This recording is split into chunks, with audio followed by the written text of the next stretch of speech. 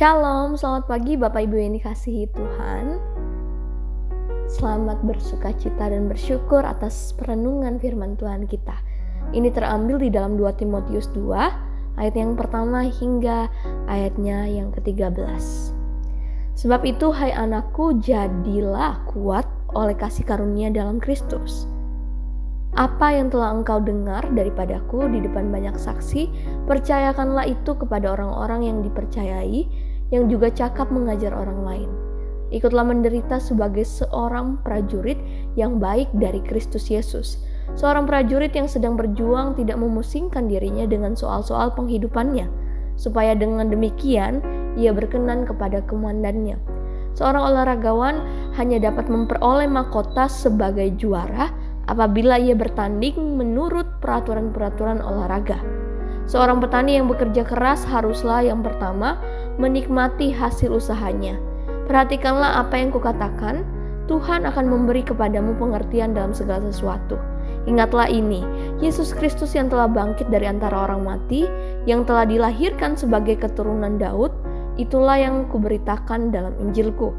Karena pemberitaan Injil inilah aku menderita, malah dibelenggu seperti seorang penjahat, tetapi firman Allah tidak terbelenggu.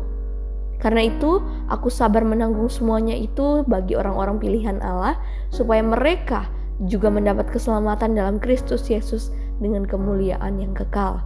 Benarlah perkataan ini, jika kita mati dengan Dia, kita pun akan hidup dengan Dia. Jika kita bertekun, kita pun akan ikut memerintah dengan Dia. Jika kita menyangkal Dia, Dia pun yang akan menyangkal kita. Jika kita tidak setia, Dia tetap setia, karena Dia tidak dapat menyangkal dirinya. Yang berbahagia setiap kita yang melakukan dan mendengarkan sabda kebenaran Kristus. Bapak Ibu Saudara, seorang pelatih pernah berkata, menjadi tugas saya melatih, menggembleng para atlet melakukan apa yang ingin mereka lakukan atau mereka capai supaya mereka mencapai segala sesuatu yang mereka impikan. Disiplin fisik dan mental tentunya seringkali acap kali mereka alami, yang diberikan pelatih kepada atlet yang harus menjalani dan sangat-sangat ketat dalam melakukannya. Dalam pemusatan suatu latihan yang dilakukan, hal ini agar para atlet mempunyai kesiapan dan energi tenaga untuk menghadapi suatu pertandingan atau kompetisi. Begitupun dengan Alkitab, Bapak Ibu Saudara, di sini menjelaskan bahwa disiplin bukan hanya secara fisik kita, tetapi disiplin rohani. Seperti yang dijalani oleh seorang atlet ini dengan keras dan disiplin melatih diri sedemikian rupa agar dapat memperoleh kemenangan saat pertandingan. Atlet ini tidak dapat mempersiapkan diri dengan seenaknya lalu berharap memenangkan suatu pertandingan dengan mudah. Tentunya harus melewati dan tunduk dengan arahan dan disiplin dari seorang pelatih. Meskipun itu pasti tidak nyaman baginya, namun Yesus adalah pelatih kehidupan kita.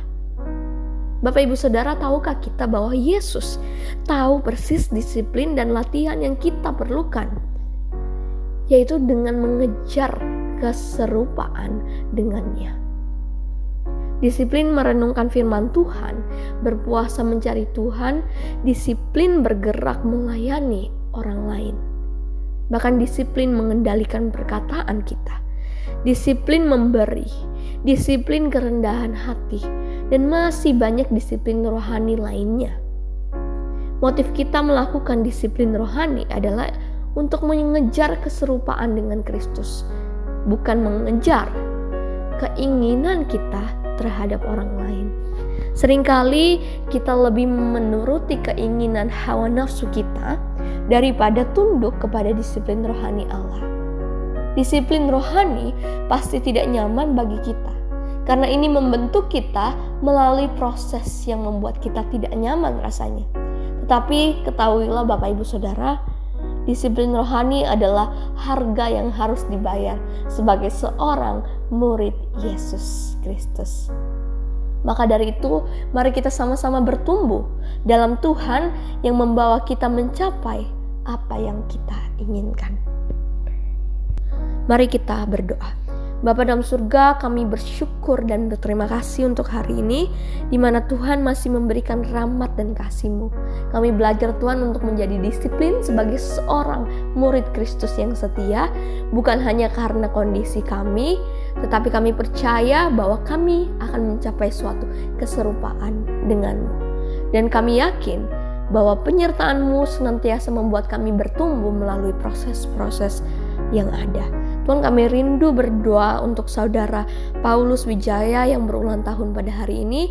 Biarlah Tuhan yang memimpin dan menyertai setiap langkah juang kehidupannya. Berikanlah hikmat dan kebijaksanaan untuk dapat melewati hari-hari dan aktivitasnya.